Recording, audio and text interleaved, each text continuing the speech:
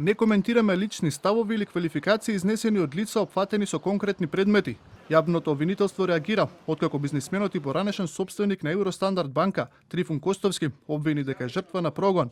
Од обвинителството на Костовски му порачуваат дека сега, откако е завршена истражната постапка, пред судот ќе може да ги изнесе сите аргументи, приговори и докази.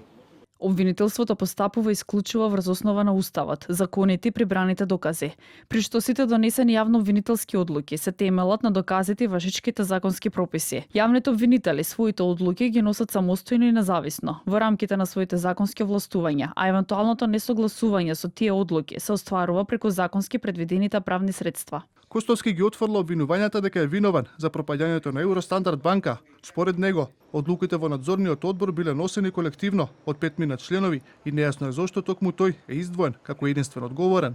Тврди и дека како акционер во Евростандард банка немал никаков интерес таа да пропадне.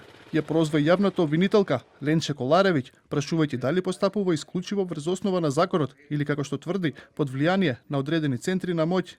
5,5 години пребарувавте, испитувавте, анализиравте и се обидувавте да пронајдете криминал и перење пари, но не најдовте факти за сторен криминал, не најдовте перење на пари.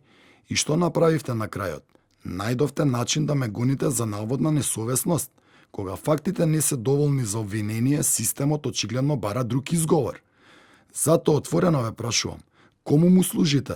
Дали постапувате исклучиво според законот и доказите, или под притисок на центри на моќ кои сакаат моето име, мојот углед и мојот живот да бидат уништени? Од основното јавно обвинителство претходно соопштија дека истрагата за стечајот на Евростандард банка е завршена и дека поднесено е обвинение против 4 лица кои се сомничат за кривични дела поврзани со работењето на банката. Тројца се товарат за предизвикување стечај на банка, додека за Костовски е поднесено обвинение за несовесно работење во службата.